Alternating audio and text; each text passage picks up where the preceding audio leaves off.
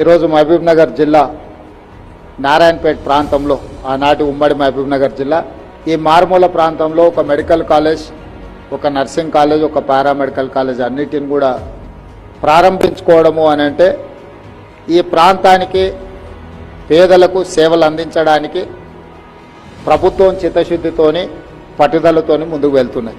గతంలో 8 మెడికల్ కాలేజీల అనుమతుల కోసం జీవోలు ఇచ్చి మెడికల్ కౌన్సిల్ ఆఫ్ ఇండియా అనుమతి లేక వాయిదాలు పడుతున్న సందర్భంలో కేంద్ర ప్రభుత్వం తిరస్కరించిన ఆందోళనకరణ సమయంలో సంబంధిత శాఖ అధికారులు కృష్ణ గారు, దామోదర్ రాజనరసింహ గారు పూర్తి స్థాయిలో ప్రయత్నం చేసి ఈ 8 అదనపు మెడికల్ కాలేజీల అనుమతి తేవడం ద్వారా ఈరోజు వందలాది మంది విద్యార్థులు ఇక్కడ నూతనంగా చేరడం జరిగింది. ఈ ప్రాంతంలో ప్రారంభించబోయే నిధులకు ఇబ్బంది లేకుండా సంపూర్ణమైన అభివృద్ధి కార్యక్రమాలను ప్రభుత్వం ముందుకు తీసుకెళ్తుంది. ఈరోజు పేదలు చదువుకున్నప్పుడే, పేదలకు విద్య అందుబాటులోకి వచ్చినప్పుడే ఈ రాష్ట్రం అనేది అభివృద్ధి పదం వైపు నడుస్తుంది.